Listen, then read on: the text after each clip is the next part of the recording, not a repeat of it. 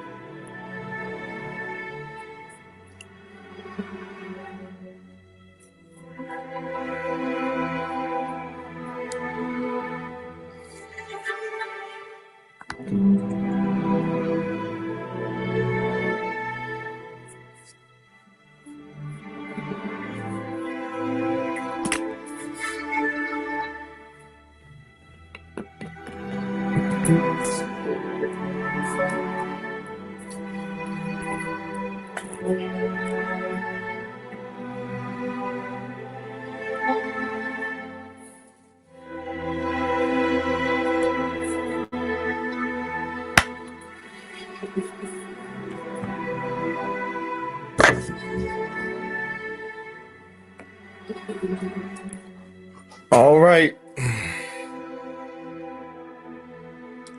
City, state, city, state. If you're from America, or country if you're not from America. Let me see where you're tuning in from. Thank you, Erica. Hey, Naomi the G. City, state, if you're from America, or country if you're not from America. Me too, Shahara. I'm very sleepy. So the music ain't making it no better, but it gets my mood right. Valdosta, Georgia. Thank you. Nashville. Hey, Yen. Houston. Thank you. Appreciate you, Houston. Greensboro. All right, Caitlin. Tucson. Hey, Naomi. Huntersville. Hey, Tammany. Lawton, Oklahoma. Dallas. Toronto. Cincinnati. Columbia, South Carolina. Trinidad. Appreciate you, Shars. Thank you so much. I saw you speaking earlier. Atlanta. Hey, y'all, the tickets for Atlanta are rolling. Y'all might want to get your tickets soon. We're almost at halfway capacity. Howell, New Jersey, Memphis, Tennessee, Modesto, California. Appreciate you. Troy, Alabama. Did I already say that? Appreciate y'all. Let me know where you're tuning in from. You know the drill. After you do that, hit the share button and share it on your networks. Let me just kind of move my notes around what I do have so we can get ready. Howell, New Jersey, Memphis, Tennessee. Thank you for Tony. I think you were one of the first people to jump on tonight. Chesapeake, Charlotte. Appreciate you. O'Neill. What's up, Atlanta? Carlotta, South Carolina. Oh, South Carolina. Sorry. Thank you, Carlotta. Olive Branch, Mississippi. Houston again. Atlanta. Got your ticket. Very good. I hope y'all got your tickets to Atlanta because Atlanta's always almost halfway capacity. Atlanta's rolling. Philly. Corona. Philly again. Mystic, Connecticut. I'm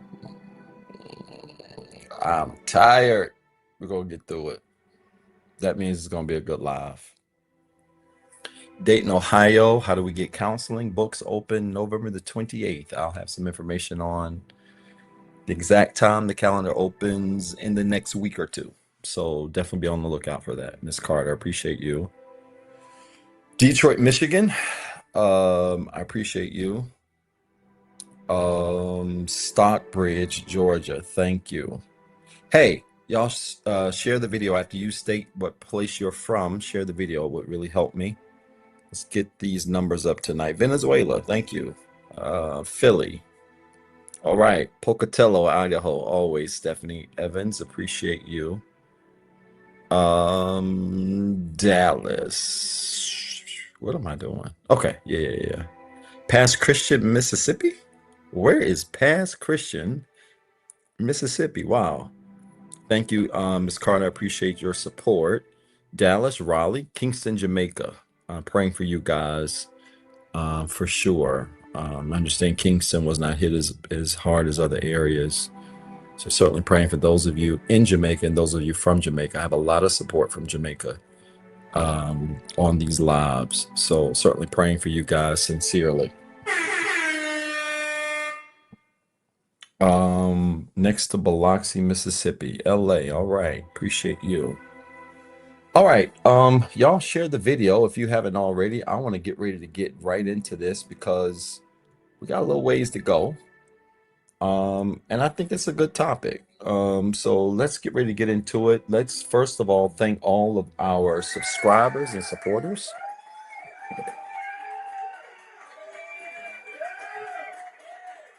I want to thank all of our subscribers and supporters that are subscribed to my exclusive networks. We meet on Mondays for now. And so you all know, my daughter will be starting her club volleyball schedule soon. And so we will be moving Monday subscriber lives to Tuesday.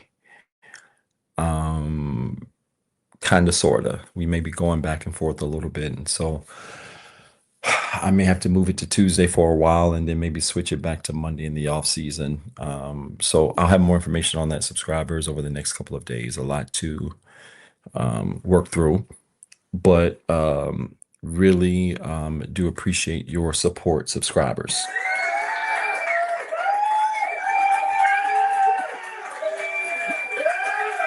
Let's do a microphone switch here, and I want to make sure that it switches okay while you all are jumping in. If you haven't already, share the live with someone.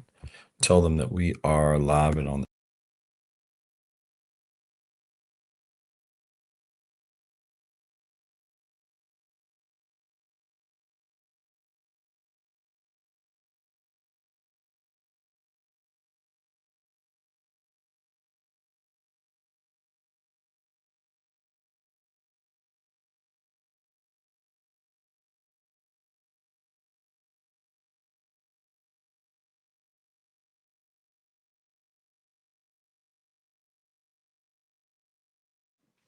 How about now? Hopefully y'all can hear me now. Can you hear me now?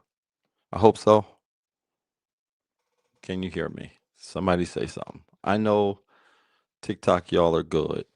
Yes. All right. I see some yeses. Instagram, YouTube, Facebook. Can you hear me? Yes. All right. Appreciate you. Yeah, I don't know what's going on with this mic sometimes, but I appreciate all of you. Now, thank you, subscribers, for your support. A lot to talk about. I just mentioned it because the question did come across: when are books going to open up for new clients?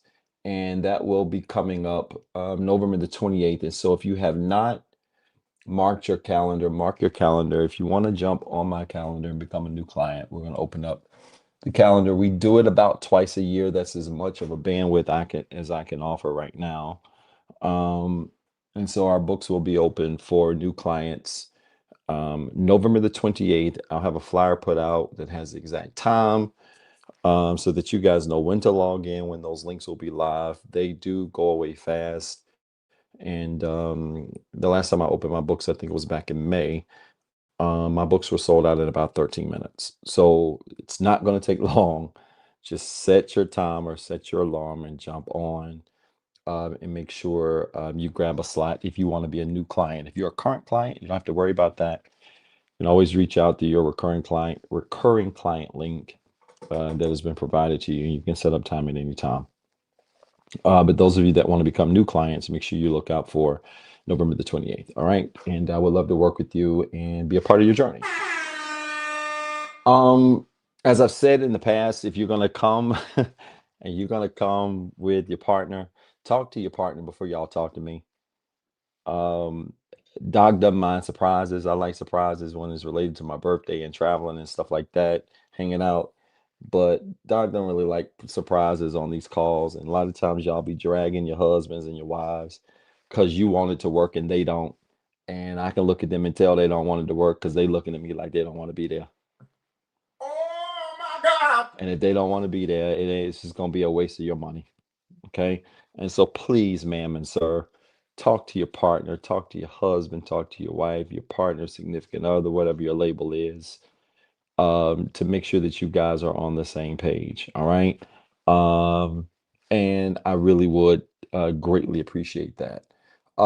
Tour stops coming up really quickly. Let me just announce this and one more thing, and then I want to get right into the live tonight. Um, the next stop is coming up in New Orleans. We're going to be in New Orleans November the 15th. And so if you have not grabbed a ticket to New Orleans, make sure you do that right away. We got a special thing going on in New Orleans, celebrating the 20-year anniversary of Hurricane Katrina. And so if you haven't not purchased your ticket for that stop, do it right away. It is a price you'll never see again.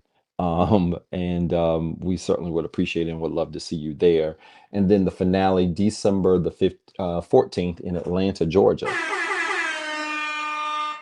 The finale for 2025, that is. We'll be closing the tour in Atlanta, Georgia, where we started it in February, as promised. And as I said in the beginning of the show, that show is almost already at half capacity already. So it's rolling. That one's going to sell out, I know. And so get your ticket if you don't have anything to do the weekend of the 14th. Come to Atlanta. It's going to be a great time. And cannot wait to see all of you there. It's going to be a great time and a great show for sure. New Orleans in a couple of weeks. Wow, New Orleans in 2 weeks, I believe, if I'm not mistaken. Yeah, New Orleans in 2 weeks, and then Atlanta in about a month and a half. And so time is rolling, but make sure you grab your ticket if you haven't already. Let me also say, as we get ready to get into this, if you haven't ordered the work yet, make sure you get the work. Some of you have asked about putting this journal on like an electronic version. I do not have a digital version of this available for purchase. And I don't know if this will ever go into digital format, but some of you have already started to receive your um, your journal already. This is a copy of the work. This is how thick it is. It is all 426 pages of goodness, and so much great feedback coming already from people that have purchased it. So this is a great thing you can get now to start now, or you might want to be getting ready for January. If you're one of those people that want to just start everything new in January, that's fine. I may have a couple of things going on November the 28th for that, but these journals are almost already sold out, the first rotation of them. Anybody that's purchased them will tell you they are very hefty, they're very big. And so it is definitely a lot for your value, but it's going to be great. Can your value ebook be available on print? It is not available on print, Miss Holland. I haven't thought about putting it on print because it really is more of a journal exercise. So that's why it's not on print, and I've never thought about putting it in print. Um, but perhaps it could be converted into something at some point. So I appreciate that question. All right. Now, Eagle Nation, do me a favor. Go ahead and grab your journal. Let's keep in mind, keep the comments tonight as professional as possible. We try to create an environment here at Eagle Nation where people can learn and grow in a community. And so I want to shout out all of my moderators who do a wonderful job of keeping the vultures and the birds out of the chat area. But in the event that we end up with a bird or two in the comment area. Don't y'all go back and forth with these low level people. Let them put what they want to put. And if you see a crazy comment, just put an eagle in the chat area, and our awesome moderators will shoot the eagles out of the air. All right. They'll literally get rid of them and you won't see them again no more. All right. And so let's keep our chat area professional. Let's be mindful of what's going on in the chat. And if you see something sideways in the chat, because everybody doesn't like this message, that's fine. I wouldn't like me either if I was broken. So I get it.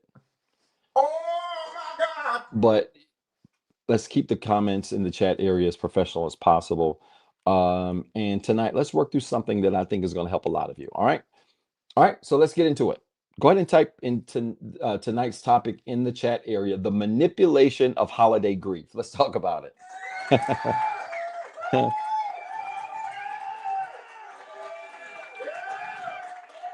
The manipulation of holiday grief, all right, is what we're talking about.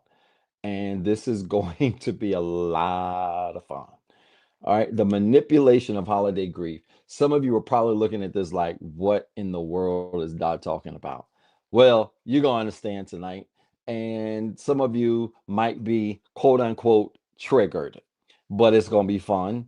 And I want to help you grow. Why? Doc, why is it taking me forever to get on your calendar? I'll tell you why. Because right around August, people start reaching out. Clients start renewing and re-upping a lot heavily in that time of the year. Why? Because the holidays are coming. And for some magical reason, people allow the holidays to cause them. Oh, I forgot, y'all. I'm about to get into it. Support the show. Let's put the ways to support the show on the screen. What was I thinking? Support the show. Y'all did not support the show very well last night. You know why I posted it? Because I had about 3 people write me and literally almost begged me in writing, Doc, I've supported. I need this. I have to work. I really need this topic. And y'all don't even realize you'd be messing this up for people who really need it. Support the show. Support the show, or else I'm not going to leave it up, and I'll leave it for our subscribers. Why am I doing this? Not because I need it, but because y'all need to stop being selfish and stingy. You need to stop being freeloaders and support and participate in your own rescue. Stop being the hookup generation. Cut it out and participate in your own rescue. Most of you are going to get more tonight in this 90 minutes than many of you have received in 1 or 2 years of therapy and counseling. So support the show, and your support goes a long way. It might even buy me a little salad. So support the show. You may see people drop the salad icon in the chat area. That's why. All right. Completely forgot to do it. I'm just ready to get into it tonight. Now, about the holidays. Thank you, Naomi the G. You're always supporting me. Appreciate you. Appreciate you, dear. About the holidays. So normally around August or so of every year, my calendar really just starts swelling. And the crazy part is it starts swelling, which during a period of time that is pretty much like vacation season. The kids are going back to school, but I'm still taking vacations here and there. But my calendar just gets crazy busy. Why? Because people, right around the time of Labor Day, when we get into holiday season, people really start losing their minds. Some of you start losing your minds. You know why? Because for some reason, you allow the holidays to get the best of you. And so I'm going to save some of you all some work tonight, because some of you are nervous about Thanksgiving. Some of you are nervous about Christmas. You're nervous about New Year's. You're nervous about Hanukkah. You're nervous about whatever it is you celebrate at this time of the year. And I'm here to tell you, the holidays are no more special than any other day when it comes to your anxiety and your grief. My goal tonight is simple. It is to take the holidays that you have put on a pedestal and to knock them off.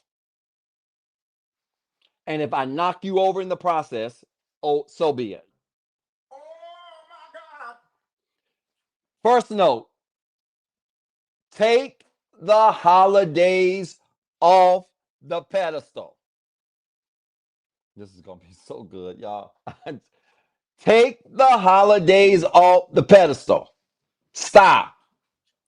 All of this fake depression, fake anxiety that many of you claim to be experiencing this time of the year, just because it's this time of the year, is just as fake as that depression you claim to feel. Doc, oh my God, you're really going low tonight. I'm just getting started.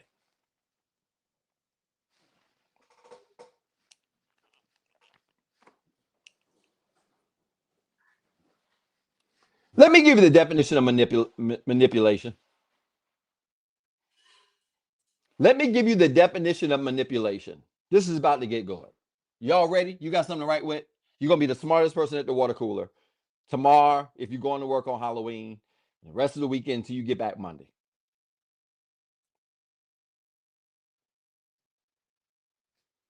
Let me give you the definition of manipulation. You ready?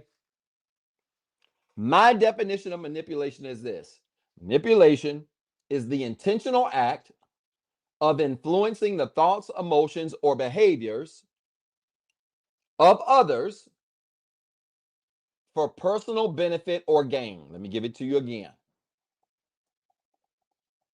Manipulation is the intentional act of influencing the thoughts, emotions, or behaviors of others for personal benefit or gain. Manipulation, my definition. You're not going to find this in Webster. If you use my definitions in a presentation, please give me credit. I had a client admit to me a week ago that she works in HR. God bless her. She said I can mention this. Well, I actually had to ask because she stole my stuff, but at least she was honest to admit she stole. Said, Doc, I work in HR, and they asked me to do a presentation on workplace attitudes, and I took your value system and I presented it.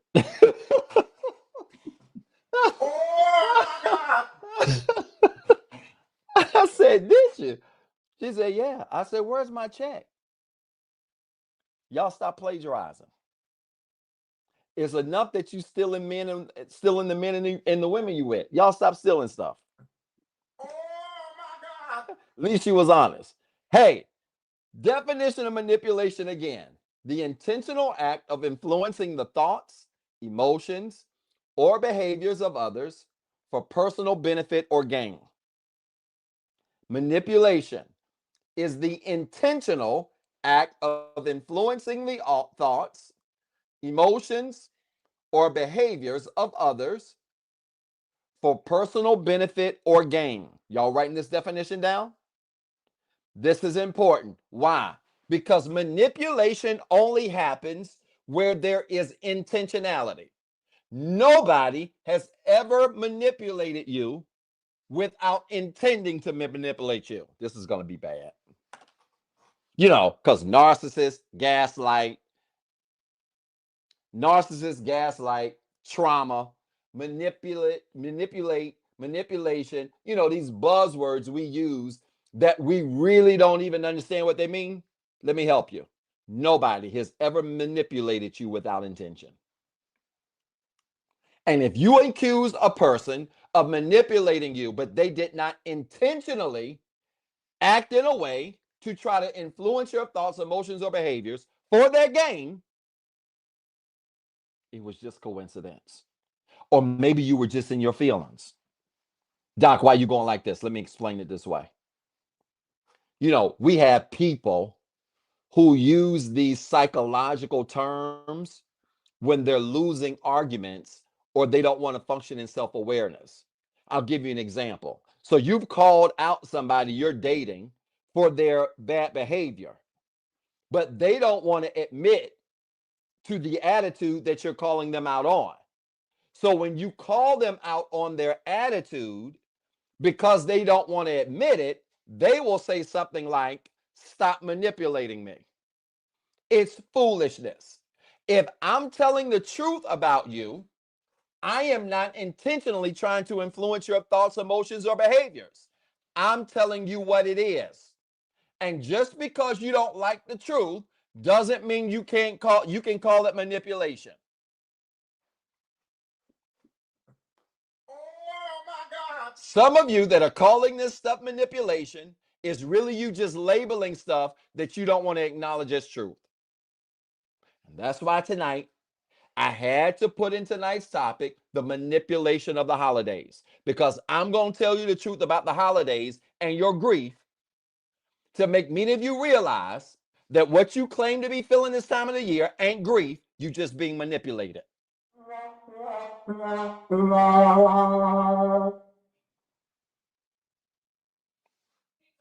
Manipulation.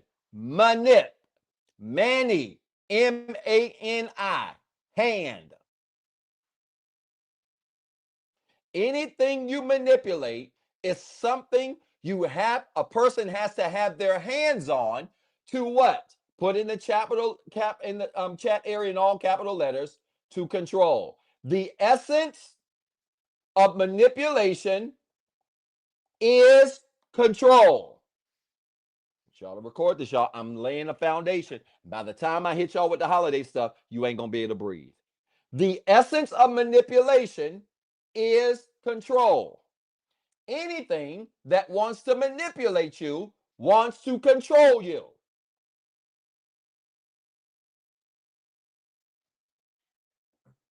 Oh my God.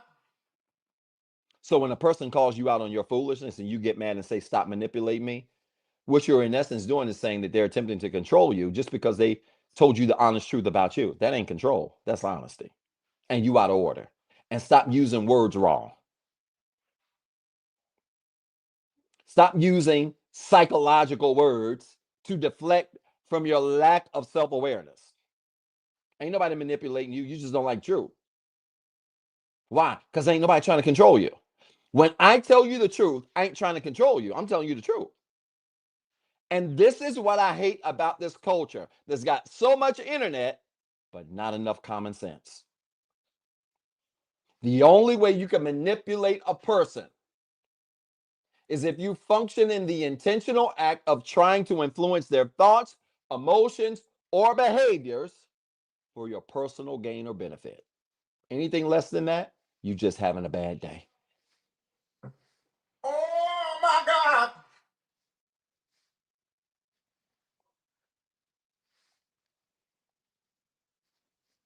Y'all support the show. Why is this important? You ready? I'll tell you why it's important. I didn't even cut on my background lights. Hold on. I know it was a little dark in here. Wait a minute. Hold on. I ain't cut on my background lights. There they go.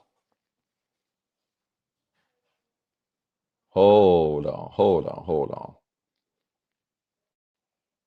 There we go. All right. That's better. Why is this important? Let me tell you why. Because I want to explain to you what makes the holidays so manipulative. Let me explain to you what makes the holidays so manipulative. You want to know what makes the holidays so manipulative? If we say manipulation is the intentional act of influencing the thoughts, emotions, or behaviors of others for personal benefit or gain, then what makes the holidays so that? I'll tell you why. Because for many of us, we have allowed the holidays to be defined as an exceptionally special time for us. We have allowed the holidays. Y'all bear with, I'm walking the foundation. By the time I finish this foundation, you're going to know why I'm doing this the way I am. We have allowed the holidays through culture, social media, corporations, marketing, advertising. We have allowed the holidays to be defined as an exceptionally special time of the year. And here's the problem. If you have to wait until one time of the year to do anything, that time of the year is manipulating you. Oh my God. There are no exceptions. Let me give y'all one that's going to really make y'all mad. This thing on? Let me make sure this thing on. This thing on. Let me give y'all one that's going to really make you mad. If the only time you celebrate you every year is your birthday, if the only time you celebrate yourself is your birthday is manipulating you. Oh my God. By definition, your birthday is serving as a thing that is influencing the thoughts, emotions, and your behaviors for its personal gain. You don't ever buy flights until it's your birthday. You don't ever travel until it's your birthday. You don't ever go nowhere until it's your birthday. You don't ever dress up until it's your birthday. You don't ever buy you something nice until it's your birthday. You don't ever post pictures of your smiling face until it's your birthday. So you've allowed the commercialism of birthdays to manipulate you by definition.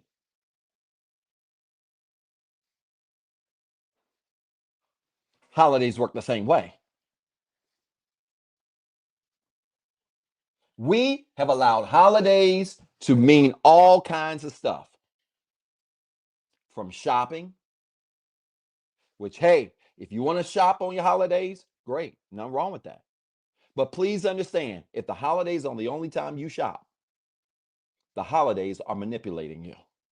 We ain't even got to the grief part yet. And some of y'all should already be seeing where I'm going with this. If the holidays are the only time you looking for a sale or looking to do something nice for you or nice for the people that you love, you are being manipulated. Oh my God. Which is why I'm talking to my kids about this. My kids are getting older. They just turned 12 and 13. And when we went and traveled for their fall break, we had a really good conversation. As we always do, we have great conversations here. But we had a really good conversation about just them getting older and what birthdays and holidays are going to look like as they get older. And they already understand it. You know, they're not going to be a whole bunch of toys sitting around here and all this stuff, putting together trains every year and all that. It's not going to be a lot of that. You're getting older. One of the things that they like to do is take a gift and give it away. They believe in giving back. Got that honest. They have natural hearts for philanthropy. But I had to get them to understand. You all travel so much during the year that Christmas at your age is just another day. I don't feel compelled to go out here and get in debt for one day of the year just to make you feel good when I make you feel good all year. Oh my God. Let me make sure this mic on. Hey, those of you in relationships, married, whatever you are, if your partner treated you right all year, they wouldn't have to complain about debt in December. Oh my God. But you know what? Y'all get manipulated by the holidays.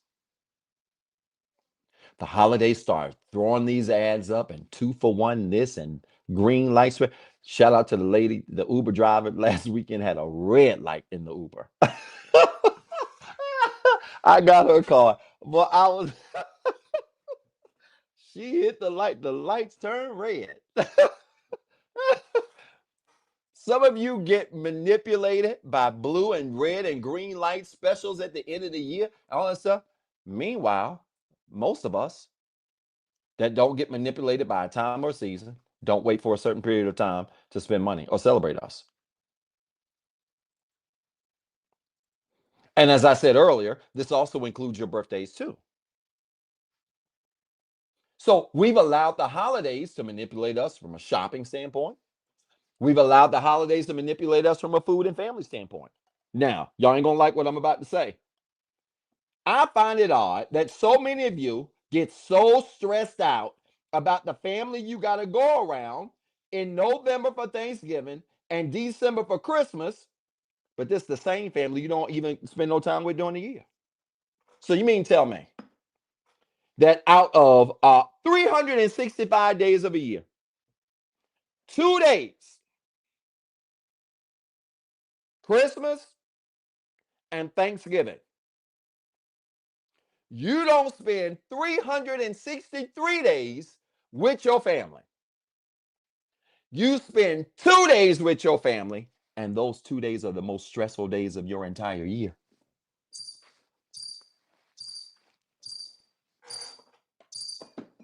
Complete foolishness.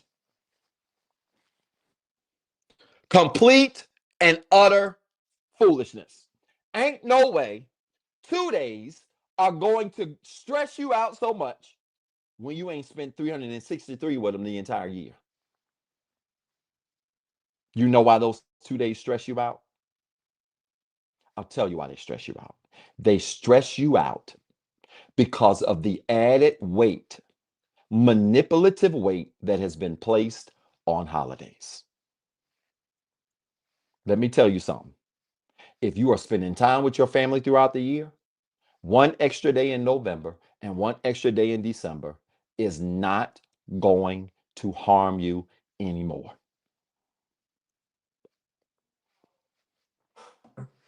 Oh my God. It's foolishness. So you all freaked out about eating, having food with your family, and you don't spend no time with your family the entire year.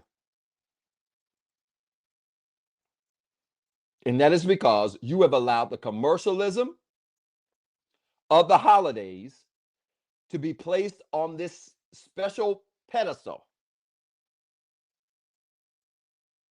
unnecessarily. And now you got this magic grief and this magic anxiety. I could have put anxiety on the title, but I talked about anxiety so bad last week that y'all ought to be scared to use the word now. Oh my God.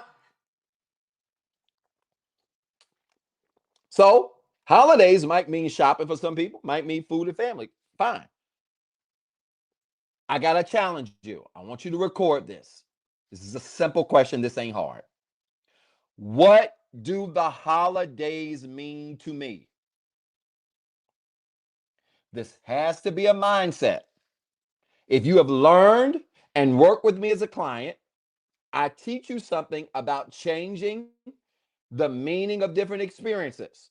And you can use the same method to redefine what the holidays mean so you don't feel overwhelmed by this magic grief that really ain't there.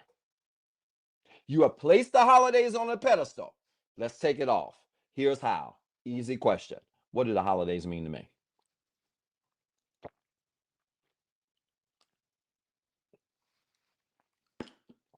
For some of you, it means going into debt, spending every dime you got, and hoping for the best when it's over. For some of us, I literally wake up, especially now that my kids are bigger kids. I wake up now, and let me tell you something. I still work out. I get right on my Peloton. I'll do a 2-a-day on Christmas. My kids are good. They old enough to get up. I can get them up. They can open up their gifts. I'm good. It ain't nothing, no different, no other special day. You know why? And I don't go out of my way to buy them extra stuff when I buy them stuff all year. This is a time for you to reframe what the holidays mean to you. And if you don't take advantage of this time, the holidays are going to take advantage of you.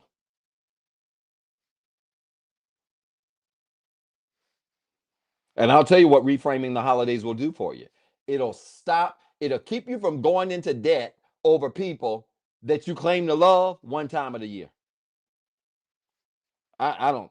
This struggle love y'all in, I just don't understand. Let me tell you something.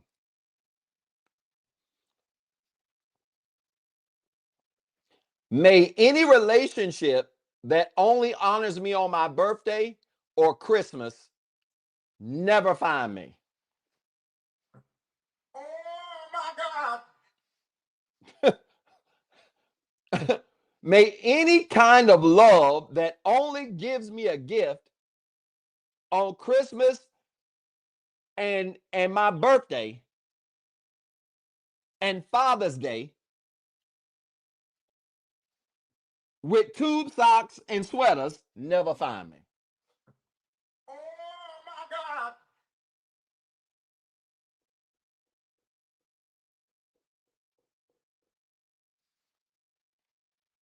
And this is what some of y'all doing.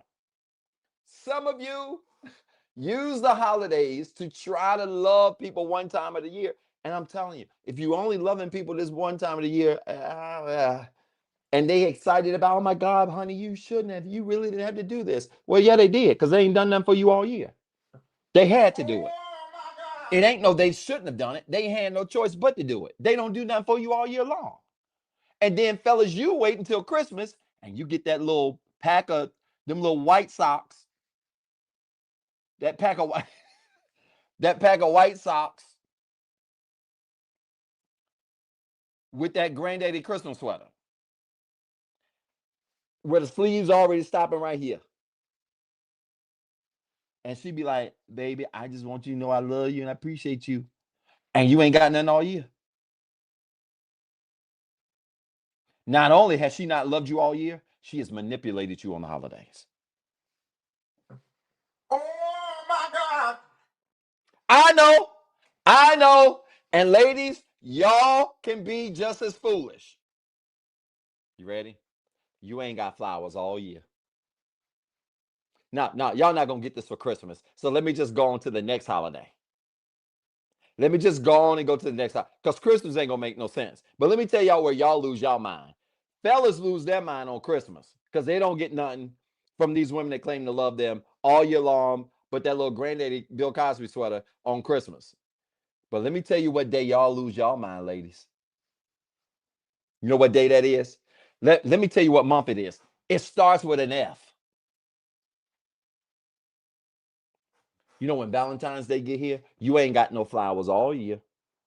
You ain't been talked to nice all year. You ain't been thought of in a special way all year. You have not been treated nice all year. You have not received a just because gift all year. And because that man is under the pressure and the weight of the holidays, he goes out here and buys all of this stuff that he ain't bought all year for one day. And what do? You smile, you cry, you post it on social media. You want folk to know you love. And there ain't nothing wrong with posting your stuff on social media. But let me tell you something. When you getting gifts all the time, you ain't got time to post it every day. Oh my God. A lot of women and men that's being loved right ain't posting it. You know why? Because they would be posting every single week. And I'm not talking about just material stuff, because it ain't always about gift giving. It's about the thought. But if folk ain't thinking about you, but during Christmas, fellas, or Valentine's Day, ladies, you're being manipulated by the holidays. Oh my God. Why y'all ain't sharing the video? We ain't got but we ain't got but about 320 people on the live tonight. We real low. Share the video. We're all the Instagram people. I got more people on Instagram that need to be on here. A whole lot more people on Instagram that need to be on here. You're being manipulated by the holidays.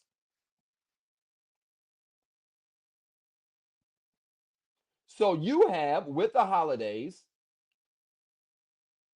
a period of time where you get to define what it means to you. Why is this important? I'll tell you why. Because just like gifts, sweaters, flowers, everything else you are getting during these holidays, let me tell you something.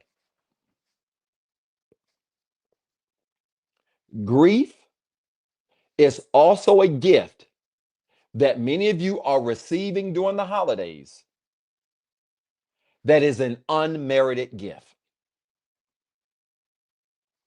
If your family was not stressing you out that much during the year, but because it is November the 27th, and magically, because the date has changed to November the 27th, you are now magically super stressed out. You are being pimped and manipulated by the holidays. Oh my God. Yeah, I said it.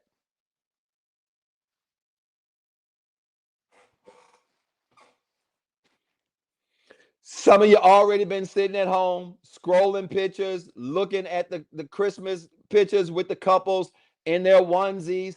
And this your first year without a man. This your first year without a woman. and you already scrolling and getting sad and depressed because it's getting cold outside and you thinking about how it was last year and the years past. Why? Because you're allowing the holidays to manipulate you. Let me tell you something. That divorce rate ain't lying. I don't care how many onesie outfits you see. Everybody posting them onesies ain't making it. Oh my God. Hello? Is this thing on?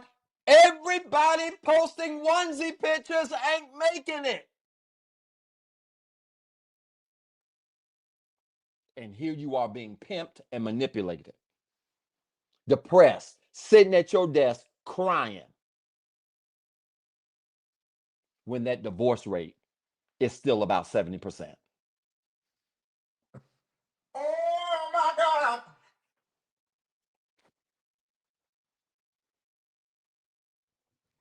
Yeah, you sitting at your desk crying. Should have been me. I don't know. I don't know how I'm gonna make it this year. I wish I had a onesie somewhere. Onesie. Let me tell you something. A lot of this stuff y'all coveted ain't even real. I ain't saying it's all fake. Doc ain't no party poop. If you follow me on social media, I be sharing onesie pictures. I have clients and friends and people I follow that are doing onesies with their folks and persons and I share them right to my timeline. I be sharing folks Thanksgiving and Christmas pictures. Doc ain't no party pooper. You know why? Because if I got a bay, every day onesie day. I need access 364 days. Oh my God. I need onesie access all year. Don't let that go over your head.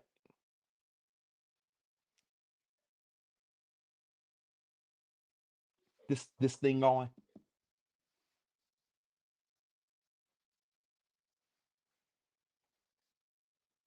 Don't not get manipulated by no holidays. And y'all better stop getting manipulated by the holidays too. Because let me tell you, you are better off with somebody where you got onesie access 364 days out of a year than to only have onesie access Valentine's Day, your little raggedy birthday, Christmas maybe, and maybe a holiday or a vacation if you take one. Maybe. As many holidays as I've been on, and as many couples as I've seen in these places, these exotic islands that don't even talk to each other. Some of y'all ain't got no onesie access on holidays either. And you mean to tell me you're gonna let a holiday manipulate you and have you sad and all depressed and crying somewhere over these people that's still breaking up?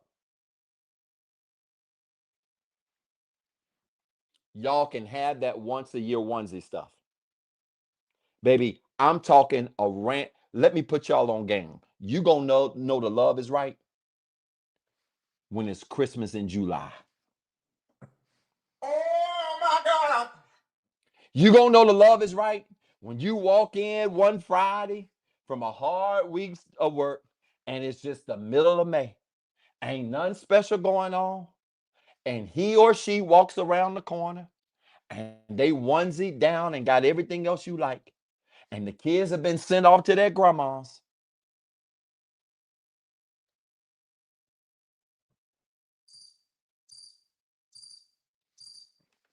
Y'all keep on letting the holidays manipulate you. Doc, why are you talking like that? Because I'm trying to fix the divorce rates. So if you married in on this call, let this be a warning. If the only time y'all onesying it up is Christmas, you're being manipulated by the holidays. Oh my God. May love and marriage with one time a year onesies forever miss me. Mm-mm. Baby, let me just shut up. Let me shut up. I was about to say, you just throw the onesie in the trash. It's got to be that common. Let's just throw the onesies away. Oh my God. Because by the by the time y'all putting on for the gram, folk that's real, they doing this stuff regularly. May that love find me. May this other stuff miss me forever.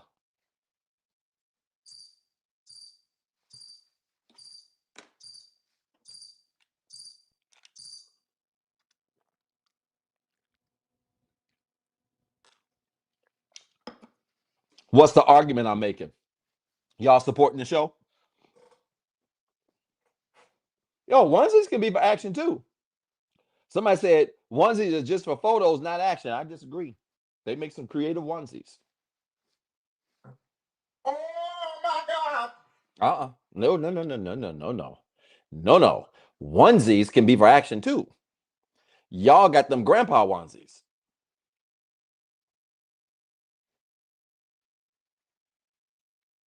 See, some of you think things like even moo-moos. Let me just help y'all. Let me just help y'all. Let me just help y'all. I had to tell a mentee this week. I had to tell a mentee this week who's a female, who's a woman, who is just engaged. She's going to be getting married next year. And her fiance want to do some marriage counseling and some coaching. So we're going to do it. And she said to me, she said, Doc, you know, we've been having some, me and my fiance have been having some conversations about, you know, things that we want to have in place when we get married, what our thoughts are on finances and careers. And they've been having some conversations on doing the do and what that looked like. And I said to her, I said, you my girl, but let me explain something to you. I said, you my girl, let me explain something to you. You a mentee. I know your fiance. I've met him. He knows me. So this ain't on no funny business. I said, but sweetheart, let me explain something to you. You get that man, take that bonnet off your head. Oh my God. Don't wait till Christmas to put on a onesie. And do what your grandma used to do. She said, what you talking about?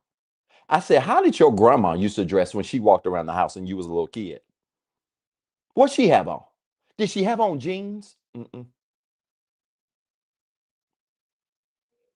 Mm-mm. Was she walking around with a bonnet on her head? Mm-mm. Mm-mm. She said, what was she walking around with? These things called a moo. Now, some of y'all still stuck on onesies. Fine, keep your little onesies. Moo way better.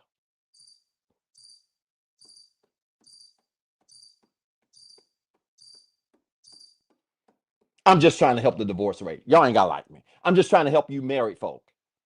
Ladies, stop walking around that house with that bonnet. Put your hair down, have your hair pinned up during the day curl so when you can let it down, it's flowing, and put you on a nice moo.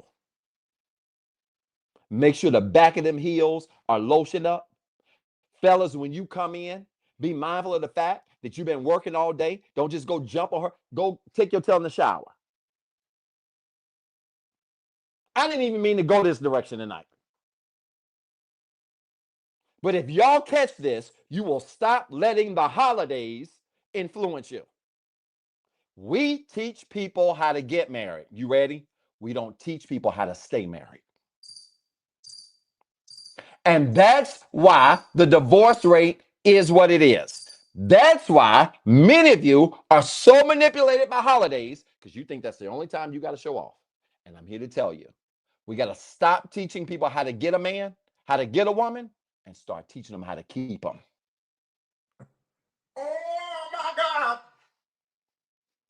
This generation love onesies because you like photos. Meanwhile, the older generation love moo-moos. They didn't care nothing about no pictures.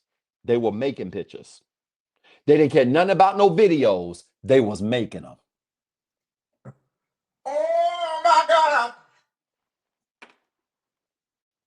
And that rate of marriage, yeah, they had their problems like everybody else. But they stayed together a whole lot longer, didn't they?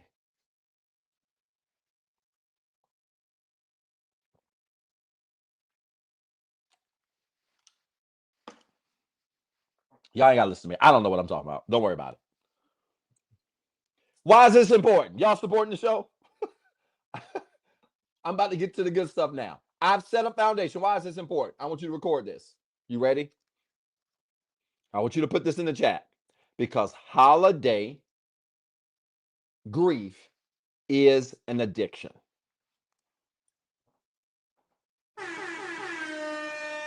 I'm about to explain something that's going to blow your mind.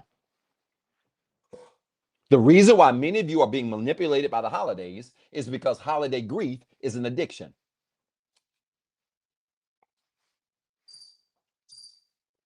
Y'all support the show. And some of you have never seen the holidays and holiday grief as an addiction. I'm going to prove it tonight.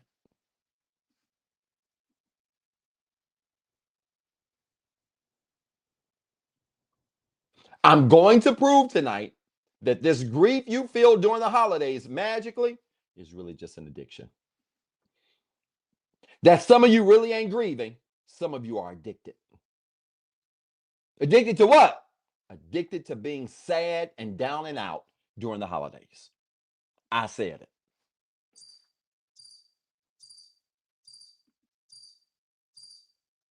Thank you, Miss Tammany, for the support. Y'all not supporting this show tonight. That's all right. My subscribers, I'm going to let them eat it up. It's about to get gooder. Holiday grief is an addiction. And some of y'all just addicted to the grief. You want to know how? Record this. It's an addiction because your desire to feel better is being driven by something you don't believe you can create on your own. Let me give it to you again. Holiday grief is an addiction because your desire to feel better at this time of the year or just in general, your desire to feel better is being driven by something you don't believe you can create on your own.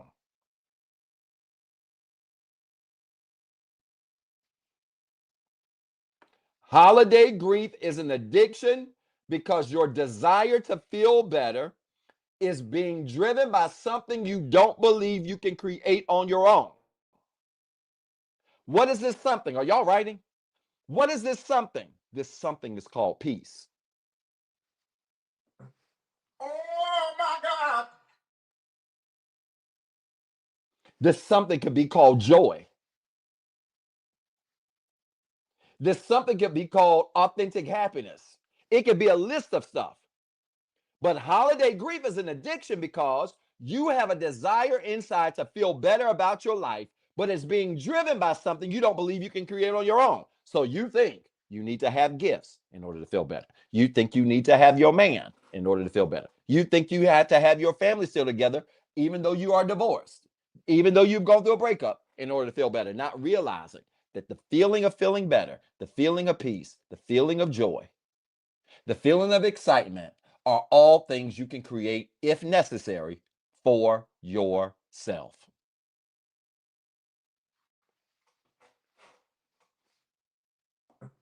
Oh my God.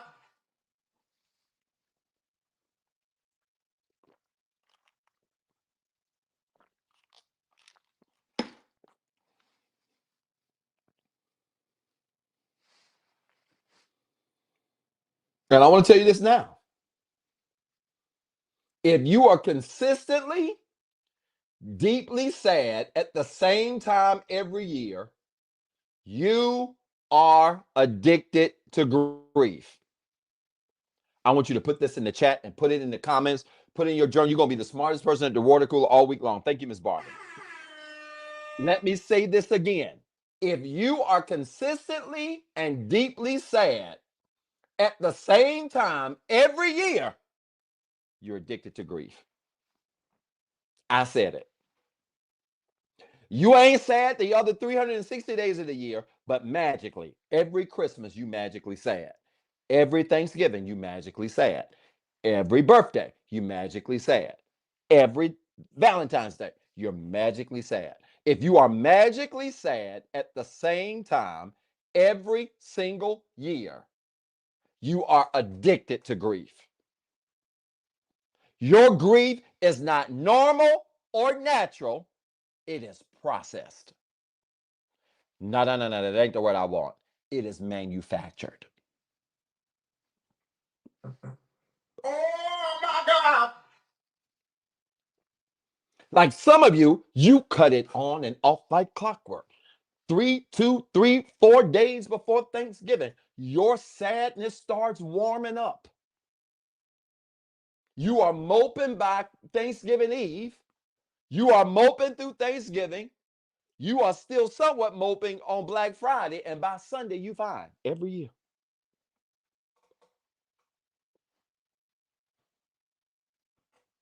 And you don't find it odd that for that whole week, you feel this magic grief, but you don't feel no grief the entire year? You don't find that odd that the holidays have so much influence on you that the holidays get to determine when you're happy and sad? This is going over some. This is going over so many heads, and I get it. They don't teach you this in traditional counseling and therapy. You know why? Because this is where they make all their money. You know why? Because you're banging down the doors of your therapists and counselors and coaches, hoping they can combat your seasonal grief. And I'm here to tell you, seasonal grief that is connected to holidays is nothing more than an addiction.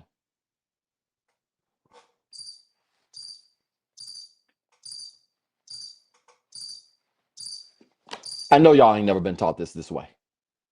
Welcome to Death Row.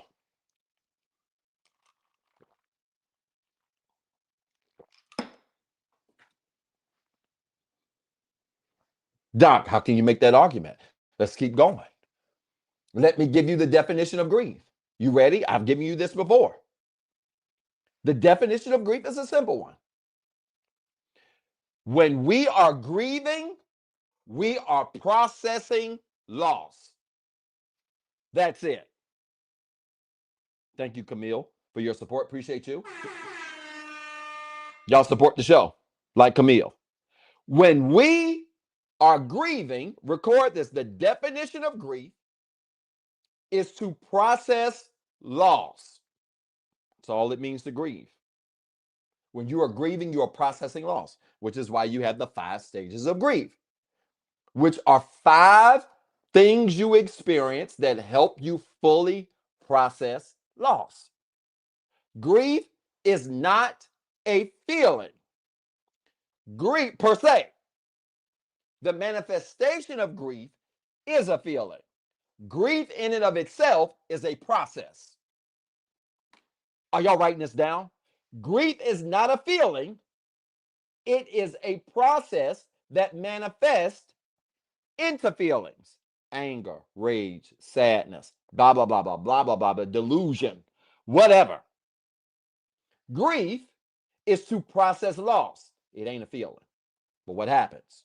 When you process the loss, you have to experience feelings, or you will experience feelings as a result of the loss you are processing. So if we are consistently and deeply sad at the same time every year, and that makes us addicted to processing loss, then that means if you have grief every holiday season, listen to me, you are losing and re-losing the same thing every year. Oh my God. Let me just destroy your mind mentally real quick. I want to say this again. If you are grieving every single year the same thing, and we say that grief means to process loss, then every single year you grieve the same thing at the same time, you are losing and re-losing it every single year. This is flying over so many of y'all's heads. Hey, do me a favor. Put in the chat comment area real quick, levels. There's levels to this. Let's go to first class for a little while. Let me pull y'all out of coach and put you in first class real quick. You had the breakup 5 years ago. At the end of the first year of the breakup, Christmas time came, and you was grieving because y'all wanted onesies and you didn't have nobody to be in onesies with. But then by about January, mid-January, you were fine. February, might have hit a little bump in the road, Valentine's Day. By March, you was fine. April, fine. May, fine. June, fine. July, fine. August, fine. September, fine. October, fine. November. Here comes Thanksgiving. And magically, you decide that it is time to commemorate the loss of that breakup now from 2 years ago. So what do? You process the loss again. Anger, denial, bargaining, depression, eventually acceptance. And what do? You repeat the cycle again in February. And then on their birthday. And then on Thanksgiving. And then on Christmas the third year. And you're doing it again. Guess what? Every year you choose to grieve it, you are losing and re-losing it every year. And some of you have never looked at holiday grief this way, but I've helped people who were on depression meds get off of their medication by explaining this one simple thing. When you decide to grieve a thing year after year, you decide to relive the loss of it year after year.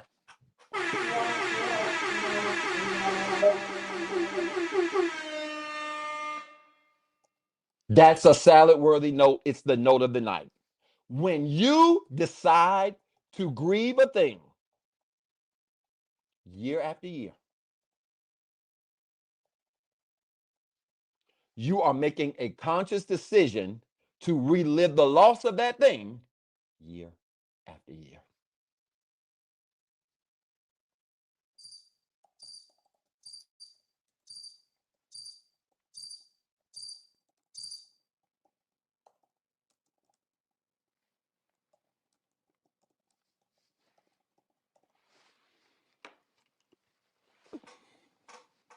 Y'all ready for this?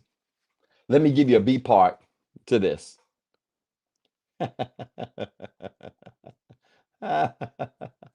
Oh boy. You know what also makes this really crazy?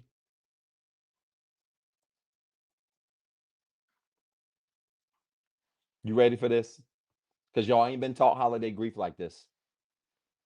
I've helped hundreds of clients get beyond their holiday grief by explaining this one concept. Y'all, look, this is my stylist. Follow me. Let me get the y'all support the show. Let me move this off the screen real quick. Sean might want to clip this. This is my stylist. Let me prove to you something that's very true about grief and deciding to lose something every year. Let me share this with you about grief and losing something every year. You ready? This is my stylist. Watch this. Let's just say my stylist is magically lost.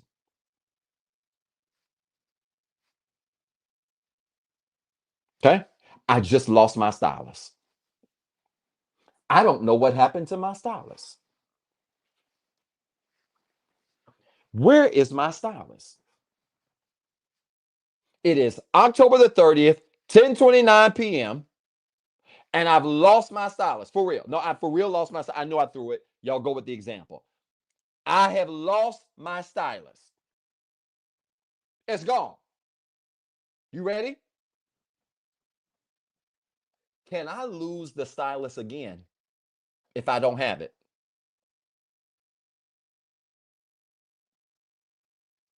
If I lost my stylist already, can I then turn around and lose it when I don't have it?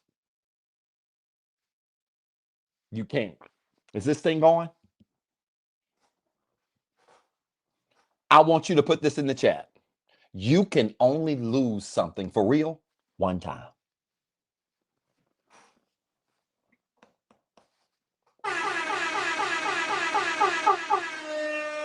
Maybe I'm not doing a good job of explaining this tonight. You can only lose something one time. Now, some of y'all gonna make an excuse. Nah, doc, I'm losing their birthdays and I'm losing. No, you're not. No, you're not, because you're not together. Maybe that person is deceased and they're no longer here. You haven't lost birthdays that they're not even allowed to experience themselves.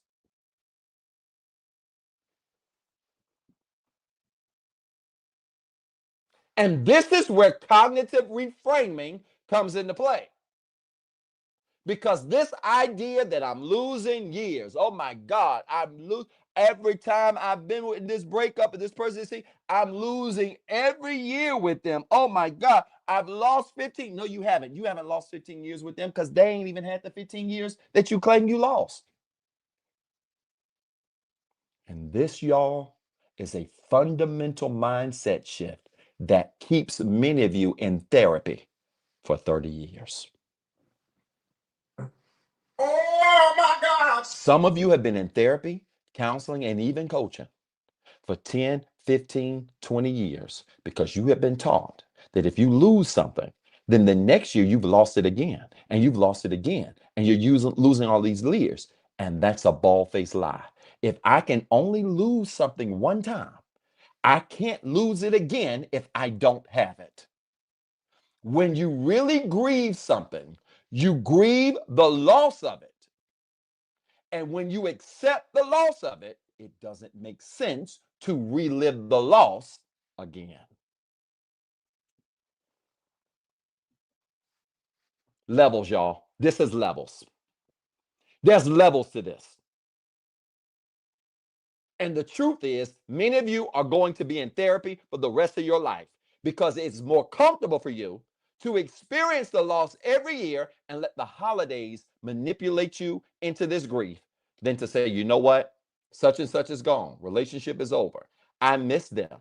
It doesn't mean I don't miss them from year to year. It doesn't mean I don't think well of them and even think of them at all. But to grieve the loss of them, I can't lose something more than once. I don't know about you. I have lost loved ones to death. I cannot imagine a time where I have to relive their death over and over and over and over and over and over again.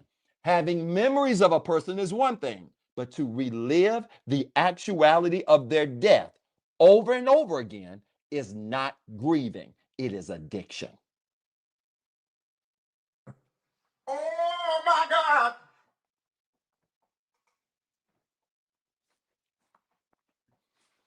And this is what I couldn't wait to get to. If you can only lose something one time, and we've established grief as to process loss, if you can only lose something one time, if it's really lost, you can't keep losing it if it's lost because you don't have it anymore. So if you can only lose things one time, then it is impossible for you to relive loss over and over and over again over something you don't have. That, my friends, is not grief. It's called addiction. You are addicted to the pain associated with grief.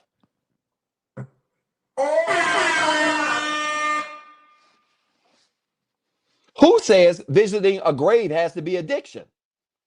Nobody said visiting a grave was addiction.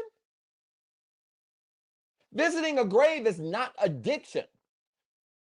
Y'all, listen to me. Don't miss this. There's levels to it. You're going to have to get out of 32C, put them Biscoff cookies down, and come up here with me with the hot towels. I did not say one time you could not miss your loved ones, did I? I did not say one time you could not think well of your loved ones, did I? And that's because many of you have ingrained in your head that reliving their loss every year is normal, and it's not.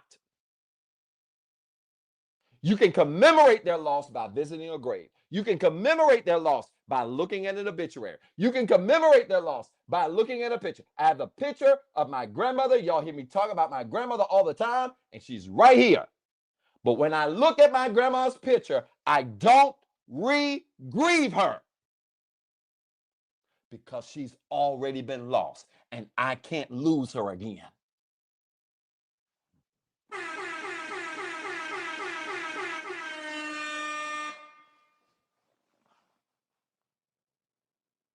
I know this is hard for some of you, but some of y'all gonna be free by the time tonight over with. Thank you, Ms. Marcy, for your support.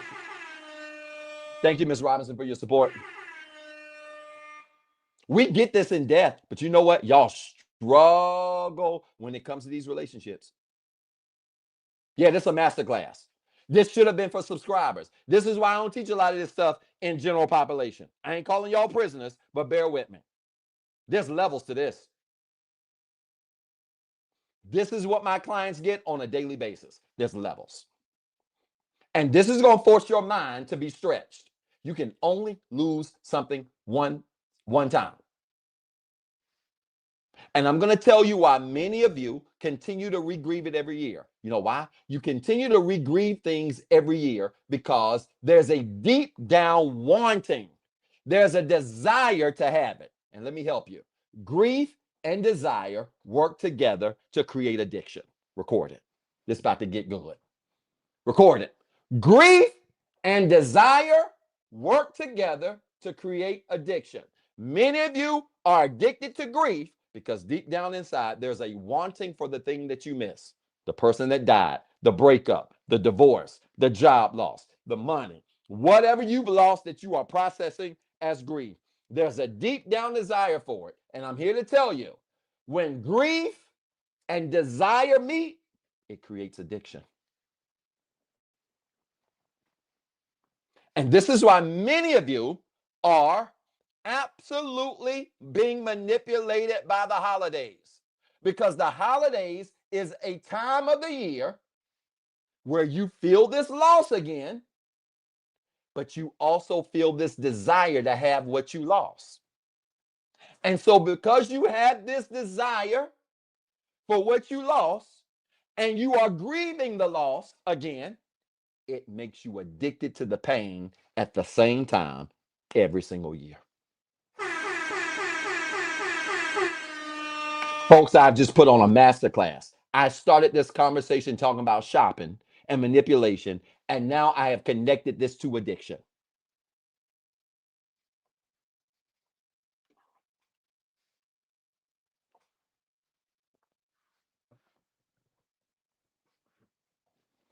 When loss greets or when loss meets a wanting, it creates addiction. When loss meets what I call a wanting, WANTING. When loss meets a wanting, it creates addiction.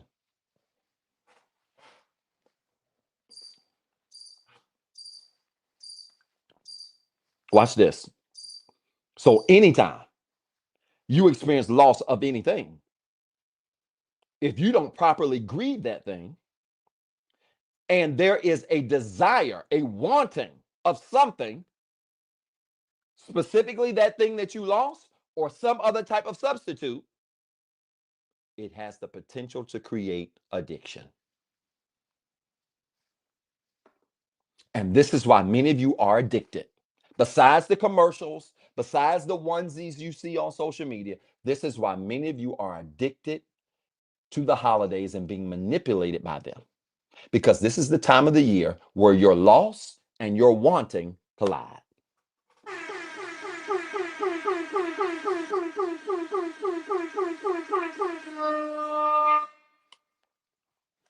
This is the time of the year where your loss and your wanting collide.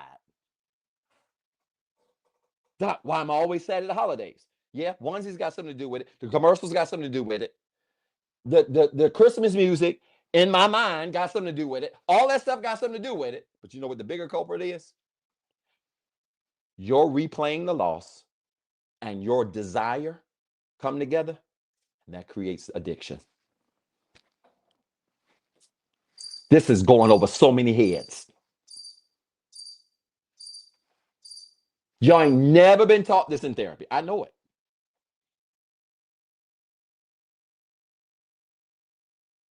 And my job is not for you to be in therapy for the next 15 years. Grieving the same thing that you choose to lose year after year. Because I want y'all to think about this in a couple of weeks in Thanksgiving.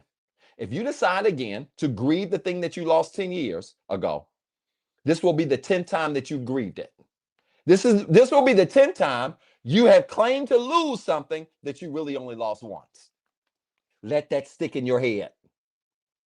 This will be the 10th time that you claim to lose something that you lost 10 years ago. And it ain't possible.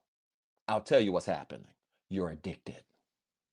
You're addicted to the pain of the loss.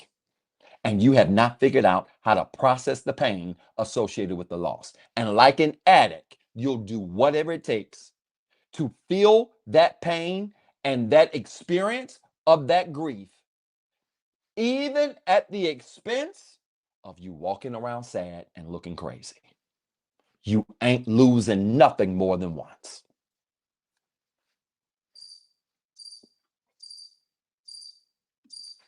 Thank you, Miss Caitlin. I appreciate you. You not losing nothing more than once. We're going to talk about that, Jazz. That's a really good question. Good question on TikTok. How does one know if they properly grieved it so one doesn't have to be addicted? We're going to talk about that because I want to get into addiction real quick. This is a great segment. Is this helping y'all? Are y'all supporting the show? Let's put the ways to support back on the show on the screen. I told y'all. I told y'all never been taught grief like this. And if this lesson ain't slapping some of you back into reality, you are making a conscious decision to be addicted in a couple of weeks. That's all. Like an addict.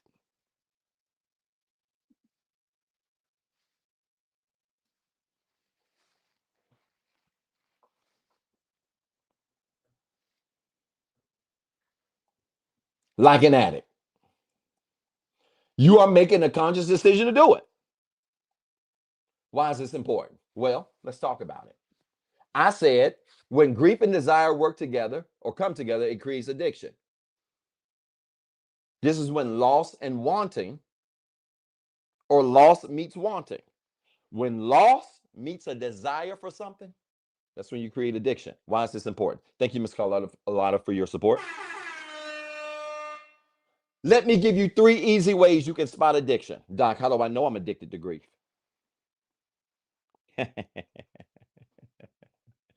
Let me give you 3 easy ways you can spot addiction. And for this segment right here, this ain't gonna just help some of you with this holiday stuff. This gonna help some of you with people in your family. This might help some of you personally.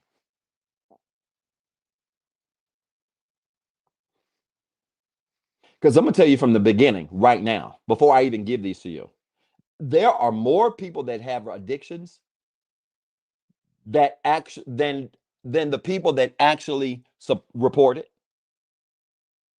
There are more people with addictions than the people who actually report it. There are more people with addictions who don't even realize they got one. And by the time I go through these 3 easy ways to spot addictions, guess what the conclusion gonna be? A whole lot of people watching this live tonight addicted to something. Uh-oh. Let me give you 3 easy ways to spot an addiction. You ready? Number 1, when the feeling of the moment is consistently greater than the reality of the moment. Uh-oh. Uh-oh. Uh-oh. Way number 1. When the feeling of the moment is consistently greater than the reality of the moment. When the feeling of the moment is consistently greater than the reality of the moment, you might have an addiction. When the feeling of the holiday is consistently greater than the reality of the holiday, you might have an addiction to grief during the holiday.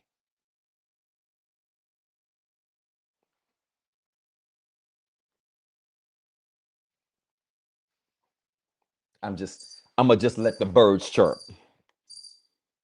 while y'all think about your life. This is what makes desire dangerous. You want to know what makes desire dangerous? Desire is always led in your feelings. Because desire is based on what you want, what you crave. Desire, y'all, is not an optimal emotion. Desire is not an optimal emotion. When the feeling of the moment is consistently greater than the reality of the moment, you might have an addiction. Why? Because it's grounded in desire. And this is what makes desire dangerous. Desire is always led in feelings because it's grounded by what you want, what you feel like you just got to have. Desire is not an optimal emotion. Let me define desire. You ready? Record this. Let me give you the definition of desire. This is why we have to be careful with the terminology that we use. When you say you desire something, let me tell you what you're saying. Desire is the healthy or unhealthy wanting of something. Desire is the healthy or unhealthy wanting of something. So when you say you desire something, that wanting of it can either be healthy or unhealthy. Well, then you should be saying with your nerd brain, sapiosexual brain, like I am, you should be saying, well, then, Doc, what is a healthy wanting? What's a healthy desire? What's an unhealthy desire? I'm glad you asked. Healthy desire, record this, is a wanting that is led by aligned thoughts, emotions, and your spirit. Healthy desire is a wanting that is led by aligned thoughts, emotions, and your spirit.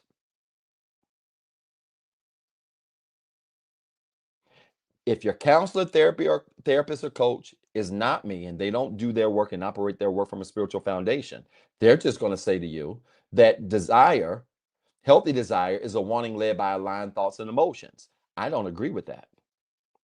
Because you could think thoughts and your thoughts and emotions could be on the same page. But if your thoughts are terrible and your emotions agree with those terrible thoughts, you're going to have a terrible outcome. Remember, we talked about this last week. This is what a spiritual foundation is for. The spiritual foundation is to ensure that everything is in place. The spiritual foundation checks your thoughts. The spiritual foundation checks your emotions. And without that checking, your feelings will fool you and make a fool out of you. Oh my God. And this is why many of you get made a fool of every holiday. Because your emotions tell your thoughts how to think. And all of a sudden, you desire this longing for peace because you are grieving something that you have lost 10 times now for 10 years in a row. And that's because you are addicted to a peace that you are trying to get from out there that you can really create in here.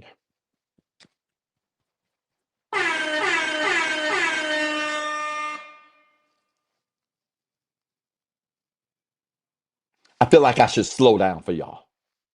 Let me go further. So, healthy desire, we said desire is the healthy or unhealthy wanting of something. So that means there's a healthy desire and an unhealthy desire. Well, healthy desire, we said, is a wanting that is led by aligned thoughts, emotions, and your spirit. So what's unhealthy desire? I'll tell you what unhealthy desire is. Unhealthy desire is a wanting that is led by your emotions. So when Thanksgiving comes up in a couple of weeks and you sad because you ain't got nobody to be in onesies with, and now you feel this urge and this desire to just want to be in onesies and have somebody to spend some time with, you got to pause and ask yourself a question. Is that desire born out of a sincere desire or wanting to have it? Or is it born out of the loss of what you don't have? When desire is born out of loss, it ain't healthy. I'm going to say this slow. When desire is born out of loss, it's not healthy. And that don't mean you can't have it. But if you get it, you're going to have to heal in order to keep it. I'm going to say it slow. Desire born out of loss is not healthy. Desire born out of loss is not healthy. And if you get what you want, you're going to have to heal in order to keep it.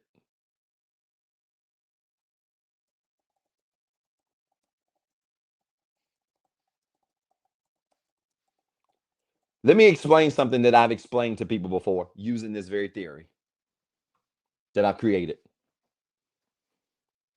This is how I've explained to people why most rebound relationships don't work. Let me help some of y'all. Let me help some of y'all that came out of 5-year relationships. You waited 3 months. Now you with somebody else and you think you happy, but you never healed. The reason why rebound relationships don't work is because your desire for that new relationship wasn't healthy, because you didn't give yourself time to heal. And because you didn't give yourself time to heal, you got the new person. You got the new man. You got the new woman. But I promise you, if you don't heal, it ain't going to last. I don't care who it is. You could be married to Rick James. I don't care. It's not going to last if your desire was born from a place of loss.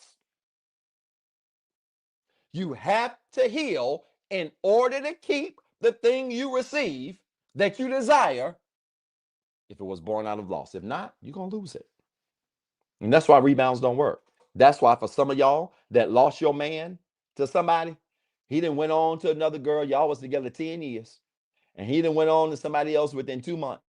And you walking around here sitting here and pouting and crying, and he ain't even grieved you. Don't worry about it. It ain't going to last.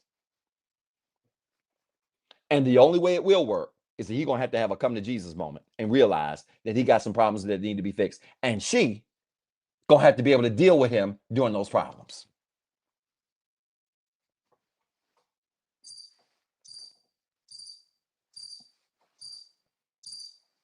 That's why rebounds don't work. So healthy desire, again, is a wanting that is led by aligned thoughts, emotions, and your spirit. Unhealthy desire is a wanting that is led, Unhealthy desire is a wanting that is led by your emotions only. So we allow our feelings to cause us to make choices, and in turn, we end up becoming victims of our choices. So it's 3 easy ways to spot addiction. Again, number 1, when the feeling of the moment is consistently greater than the reality of the moment. So you start chasing desire. Number 2, you ready? When your urges lead you more than your logic. Any of y'all ready to admit that you got some addictions yet? When your urges lead you more than your logic, meaning your emotions consistently lead your thoughts. When your emotions consistently lead your thoughts, that's how we create addiction. That's how we create these urges that supersede our thinking. This is why I say more people have addictions than what are reported, because most of you are being led consistently by your emotions over your thoughts. And I can guarantee you have an addiction somewhere. Because if you can't control your emotions from leading your thoughts, you ain't going to be able to control your urges either.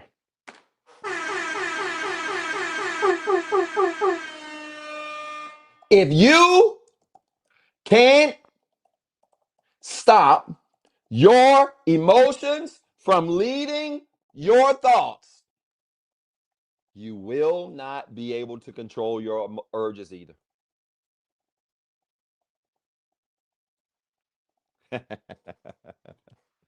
I love this. Y'all, the numbers, where are we? We're now right around, we're about 400 people now. We're typically around 600-700 people. We got a lot of people missing on Instagram. They all need to be here tonight, and they probably won't see this live because y'all not supporting. Let me tell you something. This is why I say a whole lot more people got addictions than what y'all think, because their urges lead their logic. And when your emotions consistently lead your thoughts, addiction is created. You start making emotional, urge-driven decisions. And those urges are typically grounded in wanting to feel better. Record that. The urges are typically grounded in wanting to feel better. If you don't believe me, look at your life. Your urges are typically grounded in wanting to feel better.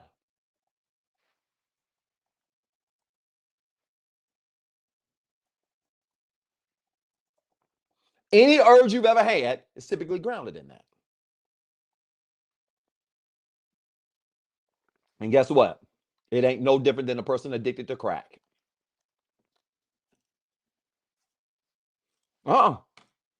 Fentanyl, whatever you want to name.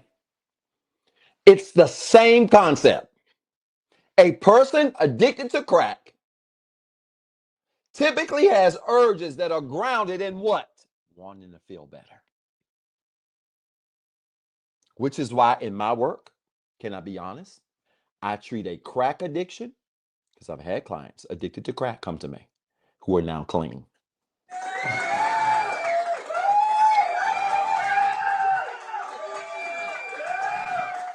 I've had clients come to me addicted to pain medication that are now clean. Y'all forgive me. This is just my own commercial break. This is just my own commercial break. Y'all bear with me. Y'all be all right. I've had people come to me who are addicted to fentanyl who are now clean.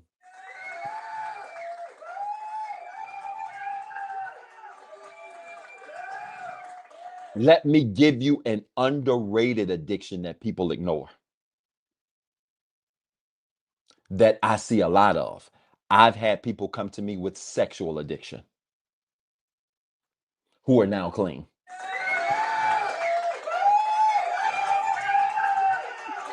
And you know why? You know why that sexual addiction one is big? Because more people are addicted to sex than they admit.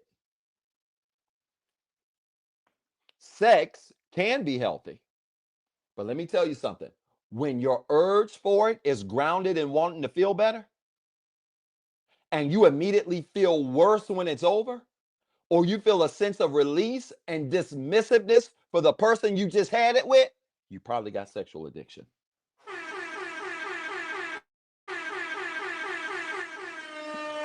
Oh my God.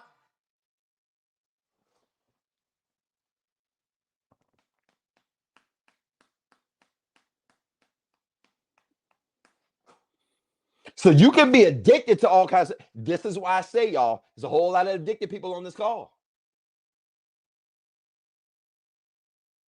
And if we're not careful, the holidays will manipulate us into greater addictions.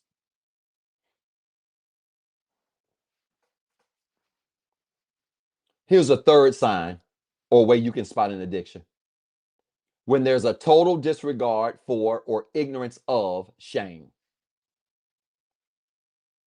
You want to spot addiction in a person or see if a person is addicted? Ask yourself, is there a total disregard for or ignorance of shame?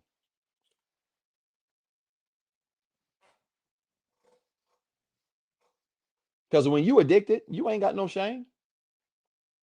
Some people completely disregard shame. Some people don't even realize that shame is needed. This is why we need to bring shame back.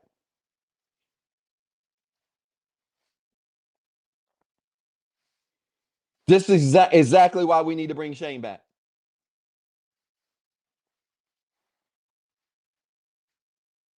When you got a real addiction, you ain't got shame. Two types of two types of addicts. And then I'm gonna give y'all some ways you can combat manipulation for holiday grief real quick, and I'm done. I need about 20 more minutes. Y'all with me? Y'all still there? Support the show. Two types of addicts. Let's talk about two types. Tyrese shamed the song. That's a good one, Marlo. Mhm. Let's talk about two types of addicts.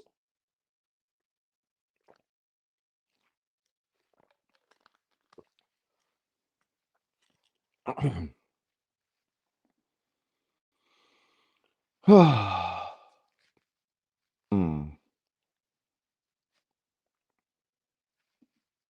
Addict one. Anybody know who that is on the screen? Sorry, TikTok, y'all can't see it. Anybody know who that is?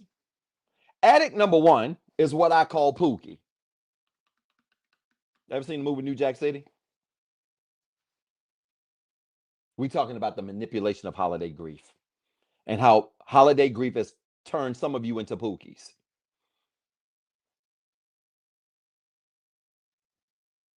Holiday grief has turned some of you into addict number one, Pookie.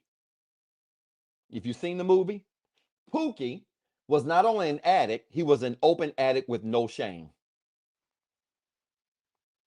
He had no shame. He was an addict. Everybody knew he was an addict. He didn't try to hide it. He didn't try to deny it. He was doing a little bit of something strange for a little bit of change. He wasn't trying to hide none of it. He was an addict, and everybody knew he was an addict, and he was proud to be one.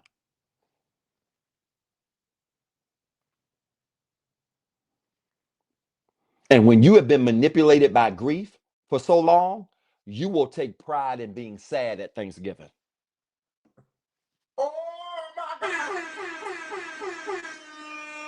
Some of y'all look like Pookie actually taking pride in being sad during the holidays, as if that is something to brag about. This thing you've been whining over for the last 15 years, you are literally taking pride about it as if it's pride worthy. You are a Pookie addict.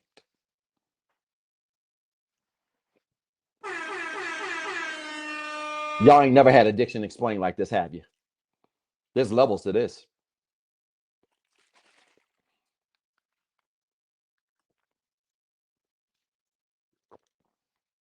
And let me tell you something about a Pookie addict. You know how Pookie died? Let me tell you something about a Pookie addict. The crazy thing about a Pookie addict, you can take a Pookie addict off the street, give them a job, try to use them to help to accomplish something. But when a Pookie addict cannot control their urges, they will risk their life for them. When a Pookie addict cannot control their urges, they will risk their life for it. When you can't control your sexual urge, you will risk your life for it. When you can't control your urge to be sad over the holidays, you will risk your well being for it. And this is what some of y'all look like: ashy lips, missing teeth, and all.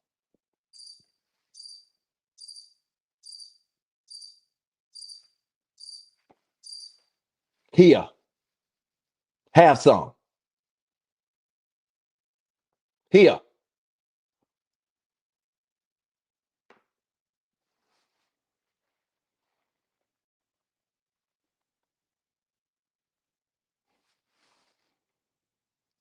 Pookie addicts don't have no shame. They are open about their lack of shame, and they're willing to lose their life for it. Let me tell you something. Don't y'all let the holidays cause you to year after year have strength deducted from your life because you have no shame over grieving the same thing over and over again. I just gave y'all a word. Don't you let the holidays continue to dissolve your life year after year because you have an addiction to grief that you have no shame about. You better start getting some shame.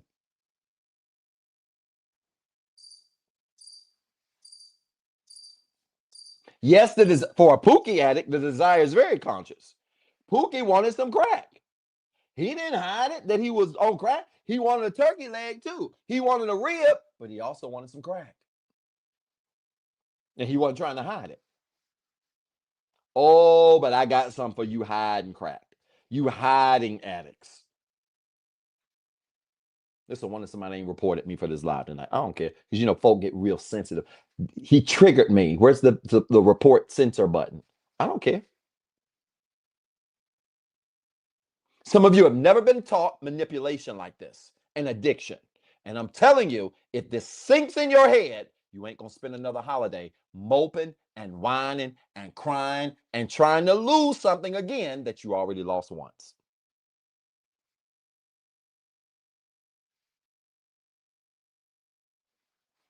So addict 1 is the Pookie addict. Addict 2, my favorite.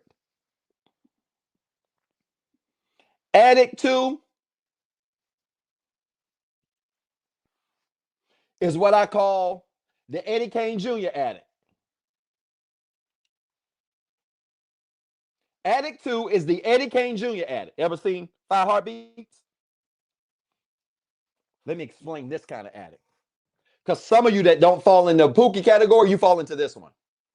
Let me explain the holiday addict that is Eddie Kane Jr.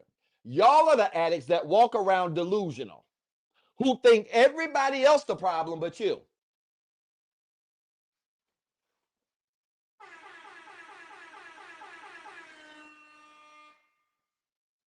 You think everybody else the problem but you. And you think that the addiction to your grief has not worn you down.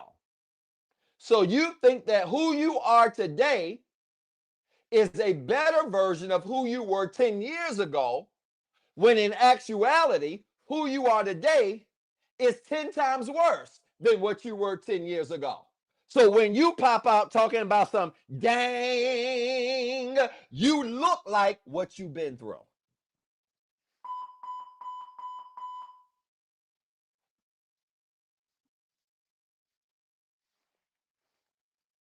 And all you got to offer us, thank you for the support, Brother Cam. All you got to offer us is a nights like this. I wish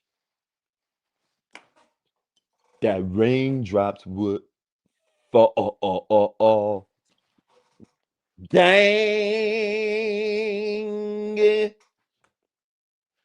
Can't nobody sing like Eddie Kane. Yeah, 15 years ago. Oh my God. And some of you are Eddie Kane Jr. addicts because you really are under this delusion that this grief that you're experiencing during the holidays, magically at the same time every year, is the result of your family. But let me help you. Let me just help y'all real quick. If you've been grieving the same family members and dreading the same family members every year and stressed out every year over the same family members every single year, then maybe, just maybe, they ain't the problem. I know. With that, you don't know what my mama did. You don't know how my daddy treated me. That you don't know what my sister said. My sister, you really struggle with them double S words. My sister, you don't know what my sister did to me. That I don't care. If every year for the last 10 years you are habitually and consistently stressed out every single year over the same people, at a certain point, you got to stop being Eddie Kane Jr. and pointing at everybody else and ask yourself, am I addicted to the pain of this moment called a holiday?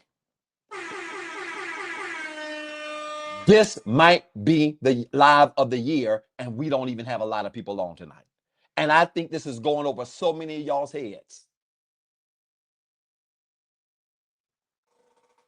I'm telling you, you are as delusional as Eddie Kane Jr. If every single year you still pointing the fingers at your family members because they show up the same way every year. Well, have you been showing up the same way every year? Because if you show up different and they show up the same, then it ain't gonna matter how they show up because you've shown up different. And you're gonna be able to handle their foolishness and their drama and everything that comes with it differently.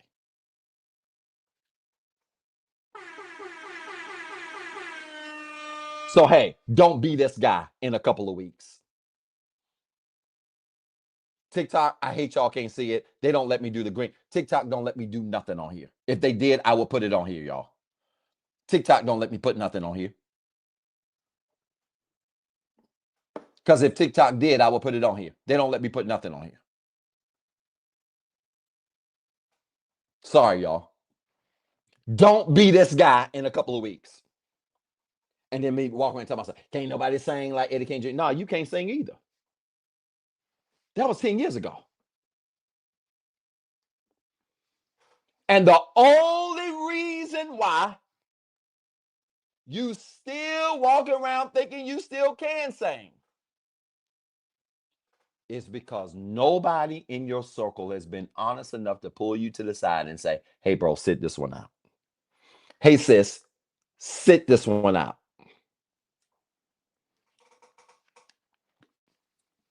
Ain't but two types of addicts. You either Pookie or you Eddie Kane Jr.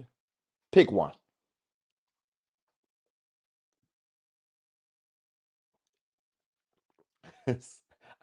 I'm not gonna. Somebody said something on TikTok. Capricorn said something on. I'm not gonna repeat what you said. Lord, he might be watching. No.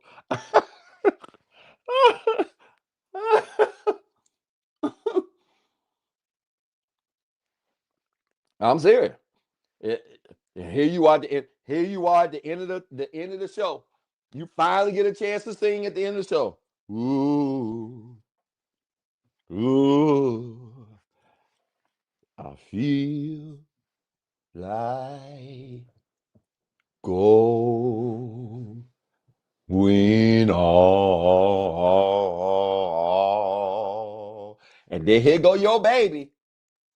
Here go your baby doll. I feel like going on.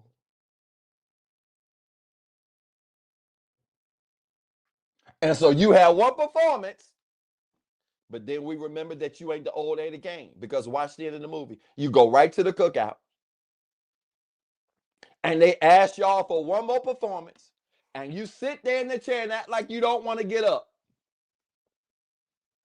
All the other guys up there. Now, you done begged us for the last 2 years and tried to convince us that can't nobody sing like Eddie Kane. And now you sitting in the chair when they telling you. Somebody said Otis Ruffin. That's a good one. David Ruffin. Now you sitting in the chair when they like, come on up here. Are y'all sure y'all want to fool with old Eddie Kane? Come on. They hold your hand up and y'all put it in the huddle. And then they set the scene. And here you are. And you do one twist. You back out. You sitting right back on the chair. And that's what happens when you are an Eddie Kane Jr. addict. When you're an Eddie Kane Jr. addict, you think you're something that you're not, and you think you have more than what you got. I quit. Y'all need to write that down. You think you are more than what you're not,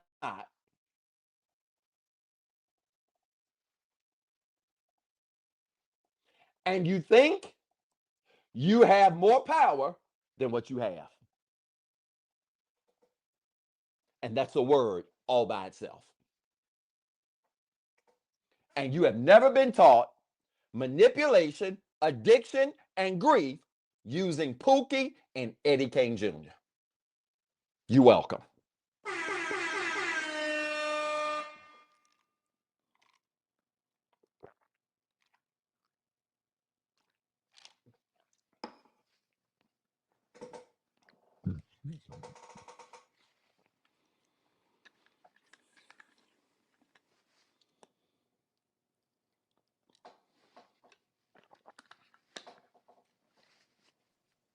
Marlo said facts. I almost said my. Appreciate that, brother. Appreciate it. It's the truth. All right. So let me give you some ways to combat this holiday grief. Now that I've clowned y'all for the last 90 minutes, and you can now go back and tell your therapist, counselor, coach that you understand grief and manipulation in a different way. They're gonna be like, what? If the replay is up, just send them to YouTube. That's all. But y'all ain't supporting this show. So it's a good chance it's not gonna be up. Nope, ain't no way it's coming. What in the world is y'all doing? Thank you.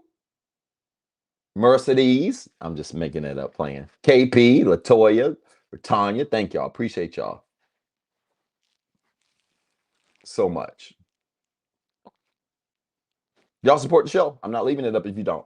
Let me give you some ways you can combat this holiday grief or combat the manipulation of holiday grief. All right, let me say goodbye to Eddie Kane Jr. Can't nobody sing like Eddie Kane. Dang. Dang. Yeah, go back and see that Pookie part. You might want to rewind real quick before I end the live because it probably won't be up. And subscribers gonna have a field day with this. Let me give you some ways you can combat. Let me give you about 4 ways you can combat the manipulation of holiday grief. Number 1, learn the 5 stages of grief. These are things that actual things that I've given to my clients that work. I'm not making these things up. They work. I know they work. I've seen them work for hundreds of people. Learn the 5 stages of grief. What are the 5 stages of grief? Denial, anger, bargaining, depression, and acceptance. Again, learn the 5 stages of grief: denial, anger, bargaining, depression, and acceptance. Choir boy got up there. The choir came. He said, "Feel like going on." 6 7. He was doing a 6 7. Feel like going on. 6 7.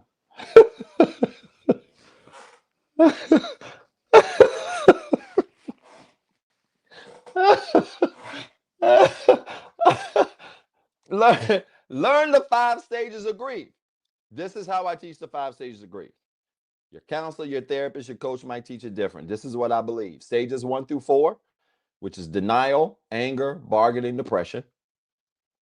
Those are the first 4 stages, can happen in any order.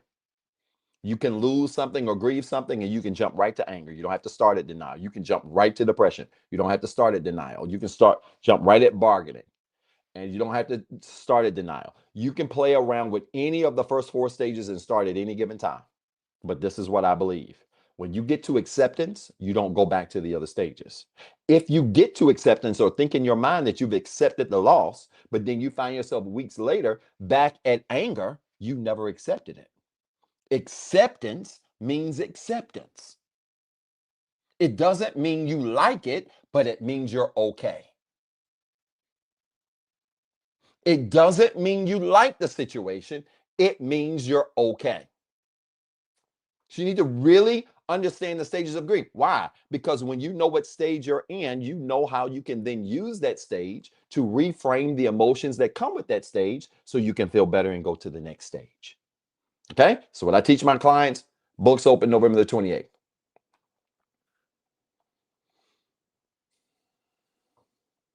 Number 2, you ready? This is an easy one, but it works.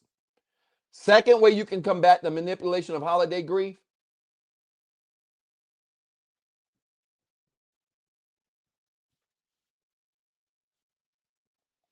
is what I call starving the grief. Starve the grief. Let's put this old ashy lip fella back on the screen. The best thing that happened to this fella right here, Pookie, they proved something in this movie that helps us to understand how we can overcome any addiction, even if we're addicted to grief. Because I think I've proven tonight that some of you are addicted to grief by how you act. They proved something in this movie. How did they have Pookie performing as the most optimal version of himself? I'll tell you how. When they decided to pull him off the street and they were going to use him to bring down G Money and the drug dealers and all of them, and they put him in that facility and put him on the bed and wouldn't give him food, wouldn't give him drink, wouldn't give him water. He couldn't get crack. He couldn't get nothing. He was in there. He had a bed and a trash can, and all he did was roll around for hours and hours and hours, puking and throwing up. In the drug world, they call it withdrawal. In layman's terms, I'm calling it starving the grief out. Guess what? If you want to move beyond the manipulation of holiday grief, this is going to sound crazy to you. You need a holiday. If you are struggling on a holiday consistently with the same grief that you've been battling, instead of you trying to travel it away, eat it away, ignore it away, loud music it away. You might need a holiday where you sit there and you detoxify the pain. Allow yourself to feel the emotions of not having what you've been craving.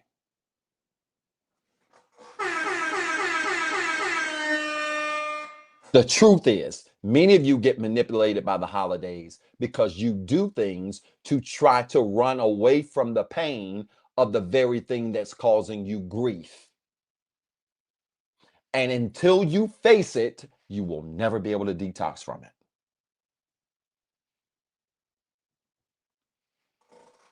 Which is why I tell people, if you've been through a divorce, let me just give you some words of wisdom. You ready?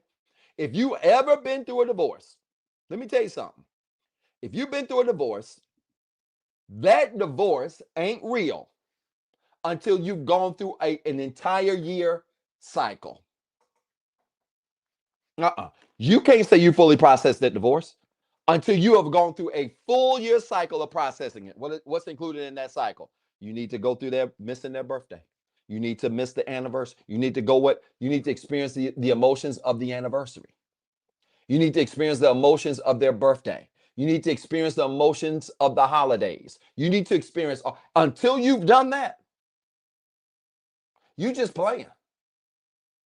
You have not really starved the grief. You need to feel it. Which is why I tell my clients it's different. You go through a divorce, that first year, you don't need to. Let me just give y'all some wisdom. You go through a divorce in September and your divorce gets finalized in September. In December, you don't need to be in Cancun nowhere. Let me tell you why. Because you ain't been through a holiday season in a full year divorce.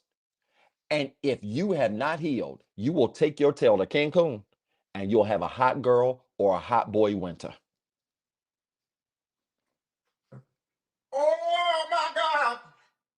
That's right. Wedding anniversary, the whole thing. You will have a hot boy, hot girl winter because you weren't prepared for that. And you will use that trip to try to make yourself feel better, just like a pain and grief addict.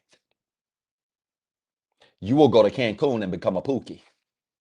Y'all better catch what I'm saying. And I ain't talking about crack either. Oh my God. No, I tell my clients, you don't need to travel for the first year. Not during the holidays anyway. You can travel other times, but during the holidays, stay right on at home Christmas. Stay right on at home for the anniversary. Stay right on at home for the birthdays. Stay right on where you at. So that you can starve the grief. Why? Because that leads me to number 3. First year, y'all. I'm talking about the first year. I'm talking about holidays. I'm not talking about the entire year. Listen to what I'm saying. But these holidays and anniversaries, stay right where you at. Because you need to starve it out. Here's the third thing that's going to help you. You ready? If you're going to sit at home, well, then, Doc, if you're telling me to sit at home, what can I do? Here's an easy one.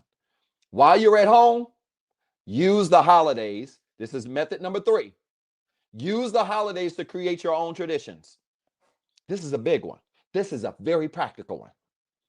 So use the holidays, use that anniversary, use those birthdays to create your own traditions. This is very important for those of you that celebrate Christmas and Thanksgiving, and you might celebrate it with family and friends over and all of this stuff. And maybe there was a tradition you did with your kids, or was a gift thing that you did, or you did milk and cookies, or you did whatever.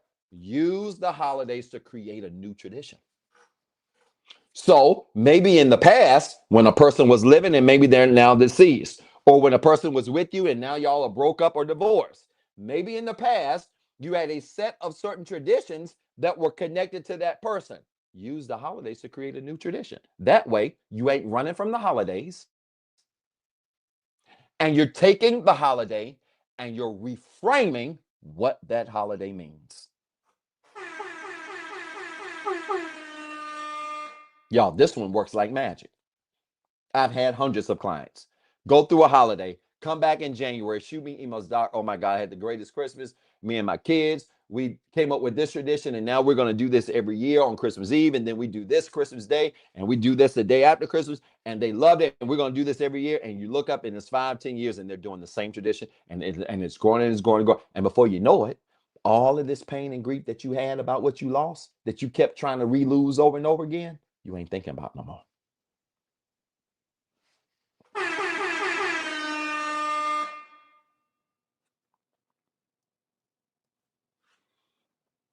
You're not thinking about it anymore.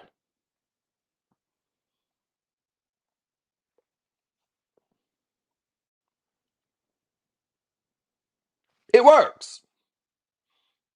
It absolutely, you can have shared custody. I know some of you have questions. What if I got shared custody? What if the kids gonna be with me and one Christmas and they're gonna be with my ex another Christmas? You can still do the same thing. Create 2 different sets of traditions. Have a set of traditions when you have your kids. Have something that you do for yourself when you don't. So when you have the kids, we're gonna do this. Me and the kids have been laughing, talking about this. Be with me with Christmas, and we've been doing it for years. Charcuterie boards. They love charcuterie boards. I got I don't know, maybe 30 charcuterie boards in all sizes and shape. They got their own charcuterie boards. And we'll make charcuterie boards, and they set the menus and they cook the food, and it's a great time. And I make the mocktails, and they love it. And and it's got juice and ginger ale in it, so it's got a fizz. They just love it. And it's great, and it's our tradition, and it's a beautiful time, and it's music, and we in there doing line dancing 1 minute, and we shouting the next, and it's a whole great grand old time. Use the holidays to set your own tradition.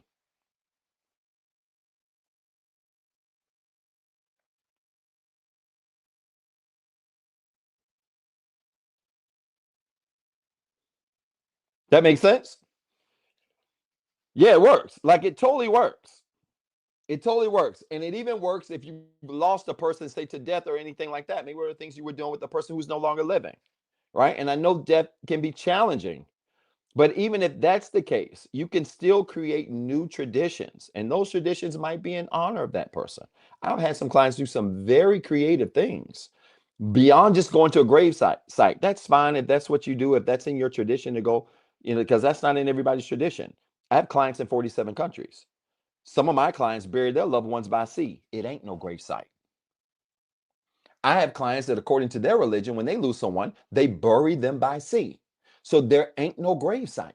They don't have no grave site to visit. So everybody doesn't go to a grave site. Whatever your methodology is, use this as an opportunity. Even if the person has passed away, you might do something in their honor. That's fine. But at least that's not reliving the loss. It's redefining it. Which leads me to number 4. Stop reliving. I've talked about this all night. The loss, and learn to redefine it. In place of you reliving the loss every single Thanksgiving, Christmas, Valentine's Day, birthday, anniversary, etc. When those days come up, as the days are coming up, grab your journal. I have had clients do this. It works. I ain't telling you what I heard. I'm telling you what I know. Grab your journal in the days and the weeks leading up to that time, and go ahead and craft a plan and say, okay, this Thanksgiving, what is Thanksgiving going to mean to me? And I want you to go ahead and create your new meaning of the holidays. Why is this important? Because number 4 speaks to this word called intentionality. When you set intentions for the holidays tend to go a little bit better. Why?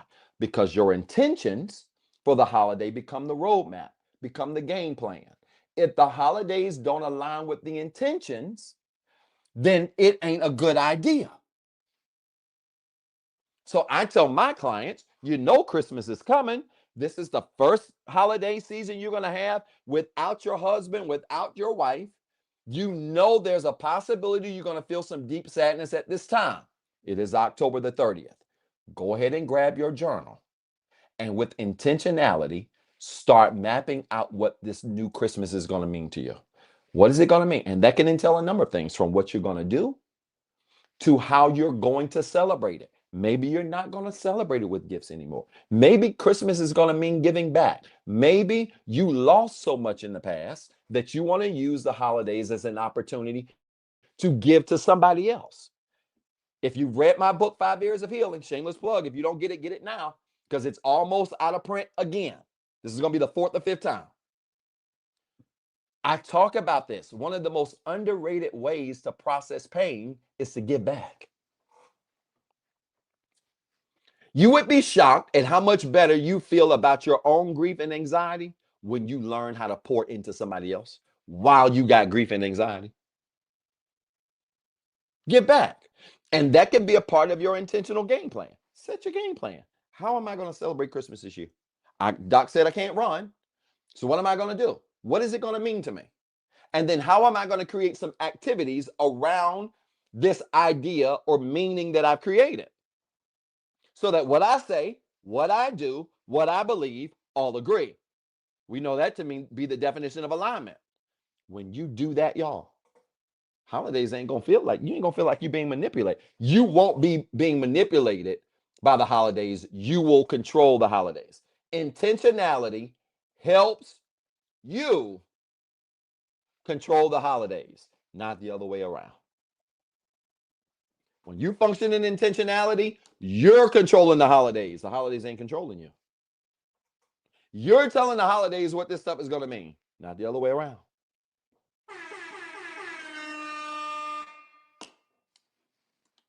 Y'all, does this make sense? I'm done.